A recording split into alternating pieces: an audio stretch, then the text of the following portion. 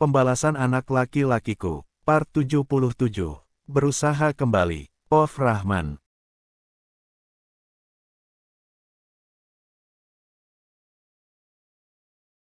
Sudah 3 tahun aku hanya bisa tidur dan tidak melakukan aktivitas apapun. Semenjak kejadian Maya menganiaya, aku cuma dirawat selama seminggu di rumah sakit. Selebihnya, Maya tidak mau lagi merawatku di sana. Katanya biaya rumah sakit mahal, lagi pula dia harus bekerja mencari uang katanya. Belum lagi mencari keberadaannya Yuda. Akhir-akhir ini Maya juga terlihat sering sekali emosi. Dia tidak pernah berbicara lemah lembut lagi padaku. Jangankan untuk merawatku dengan baik. Aku bahkan diungsikan ke kamar yang sudah lama tidak dipakai. Maya menolak tidur denganku karena dia tidak mau tidur dengan orang penyakitan sepertiku. Semenjak 3 tahun terakhir ini juga aku selalu menghubungi Ali dan anak-anakku yang lain. Tetapi tidak ada satupun balasan pesan ataupun mereka mengangkat panggilan dariku. Padahal entah sudah ratusan kali aku mengirim pesan untuk mereka. Aku bahkan mengirim fotoku sendiri yang tidak lagi bisa berjalan dengan normal. Kata dokter aku mengalami tekanan darah tinggi yang drastis. Dokter juga menyarankan agar aku tidak memiliki banyak beban pikiran. Jika tidak tekanan darahku akan naik. Namun mana bisa aku tidak memiliki beban pikiran. Sedangkan Maya saja sudah acuh tak acuh dalam merawatku selama ini. Apalagi dengan kondisiku seperti ini, anak-anakku juga tidak mau datang untuk sekedar menjenguk. Untung saja aku masih bisa berjalan walaupun tidak sebebas dulu. Karena aku mengalami kelumpuhan tubuh sebelah kiri. Jadi bagian kakiku seperti lemas tak bertenaga yang pada bagian kiri. Begitu juga tangan dan juga bagian wajah. Aku tidak pernah menyangka akan mengalami sakit seperti ini di umurku yang masih tergolong muda. Mei, aku sangat lapar. Di dapur tidak ada makanan, ucapku pada Maya yang sedang menonton televisi. Dengan susah payah aku berjalan dari kamar menuju ke dapur. Perutku sudah keroncongan sejak tadi siang belum mengisinya dengan makanan. Namun sampai di dapur aku tidak menemukan makanan sedikitpun. Bahkan nasi saja tidak ada. Kalau kamu lapar masak aja sendiri, Mas. Soalnya hari ini aku udah makan tadi di tempat resepsi temanku. Lagian di dapur juga ada mie instan dan beras. Kamu bisa masak sendiri kan? Jawab Maya tanpa melihat ke arahku sedikitpun. Aku tidak bisa bergerak dengan bebas, Maya. Tolong buatkan aku makanan. Ini sudah hampir malam dan aku belum makan dari tadi siang, pintaku dengan sedikit memohon agar Maya mau memasak makanan untukku. Beginilah keadaanku setiap harinya selama 2 bulan terakhir. Kadang-kadang aku hanya makan 2 kali sehari. Karena Maya sangat jarang mau masak di rumah. Pernah sekali aku meminum air putih dengan sangat banyak agar perutku tidak keroncongan lagi. Kamu itu kenapa sih, Mas? Ngerepotin tahu nggak? Kamu itu udah nggak berguna. Kenapa sih kamu masih di sini? Kenapa kamu nggak balik aja sama anak-anak kamu di sana?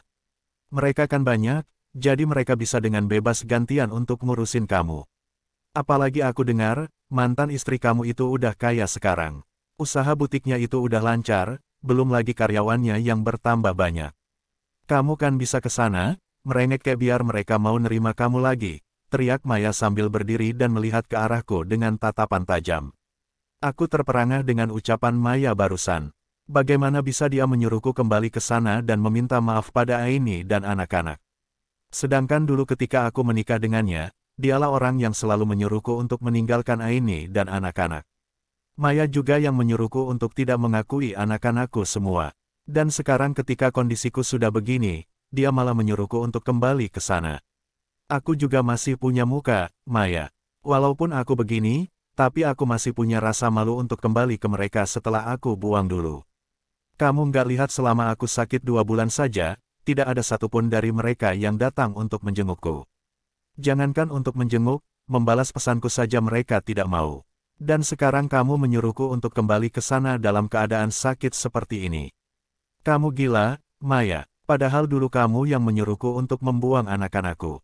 Kamu juga yang menyuruhku untuk menceraikan Aini. Kamu menyuruhku untuk tidak memberi mereka nafkah. Tapi kenapa sekarang kamu malah jadi seperti ini? Apa karena aku sudah sakit, atau kamu memang sudah punya laki-laki lain yang bisa memuaskan nafsumu? Amarahku tak terbendung lagi ketika mendengar kata-kata Maya tadi. Aku menggertakkan gigi saking marahnya aku melihat wajah Maya. Bukannya merasa bersalah ataupun mau minta maaf. Dia bahkan menjadikan mulutnya ke arahku. Andai saja tubuhku ini bertenaga mungkin aku akan memberinya pelajaran. Iya, Mas, kamu itu memang sekarang tidak berguna lagi.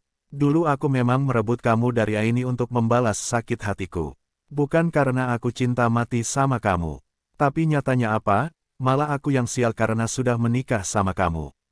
Andai kata cerai ada di aku, mungkin sudah dari 2 bulan yang lalu aku ceraikan, ucap Maya yang semakin membuat tubuhku tegang.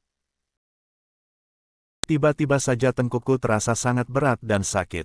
Ini pasti karena tekanan darahku yang kembali naik. Tidak, aku tidak mau kembali sakit dan terbaring lemah di tempat tidur.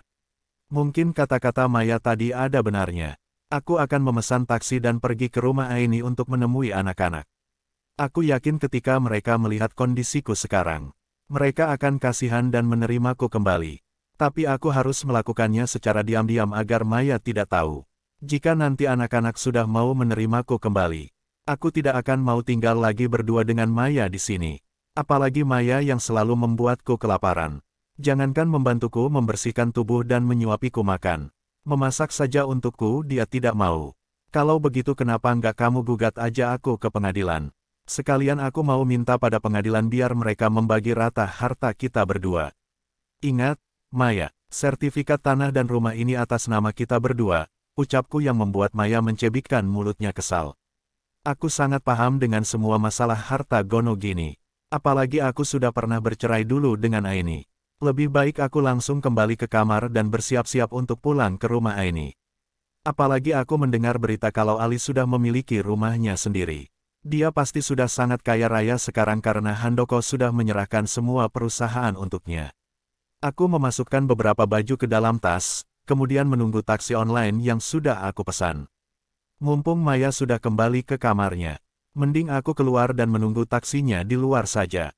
15 menit menunggu, akhirnya taksi yang aku pesan sampai. Aku berjalan dengan susah payah ke arah taksi yang menunggu di luar pagar. Kemudian aku langsung masuk dan duduk dengan tidak sabar akan bertemu dengan anak-anakku. Mereka pasti sudah besar-besar sekarang. Apalagi Anto dan Mia, aku yakin mereka sudah sangat besar. Lukman, Salma dan Nanda, mereka pasti sekarang sudah menjadi anak muda yang hebat. Tidak sabar rasanya aku menemui mereka semua.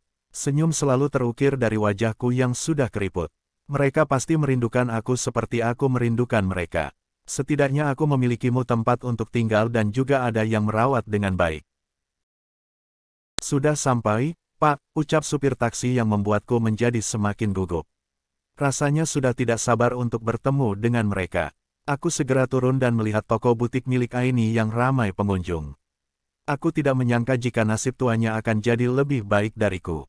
Aini pasti sangat bangga karena sekarang sudah memiliki usaha sendiri. Aku berjalan pelan menggunakan tongkat kayu. Tas yang berisi baju tadi aku suruh simpan di samping ruko pada supir taksi. Maaf, Pak, ada yang bisa kami bantu? Tanya salah satu karyawan Aini padaku. Kebetulan sekali, aku akan menanyakan di mana keberadaan anak-anakku. Pemilik toko ini di mana ya? Saya ingin bertemu, jawabku yang membuat kening karyawan tersebut mengerut. Bu Aini, tanyanya lagi yang aku balas dengan anggukan kepala. Ada di atas, Pak. Sebentar ya saya panggilkan. Sebaiknya Bapak tunggu di ruang saja, karena jika di sini bisa menghalangi jalan pengunjung, ucapnya lagi yang membuatku sedikit tersinggung. Akhirnya aku menunggu di ruangan yang disuruh oleh karyawan tadi. Sedangkan dia naik ke atas dan memanggil Aini. Dengan mata takjub aku melihat sekeliling. Ternyata mereka sudah sangat kaya sekarang. Pasti hidupnya sangat enak, ini sangat tidak adil. Aini pasti menerima uang dari Ali. Sedangkan aku tidak menerima apa-apa setelah membesarkannya dulu. Rahman, aku menoleh ke arah suara yang memanggil namaku barusan. Ternyata itu Aini, wanita yang pernah aku tinggalkan dulu demi menikah dengan Maya. Lihatlah, di umurnya yang juga sudah menua sepertiku. Tapi dia masih sangat cantik dan juga berpakaian mahal. Aku akan merayu dan meminta maaf padanya. Aku yakin mereka akan menerimaku kembali.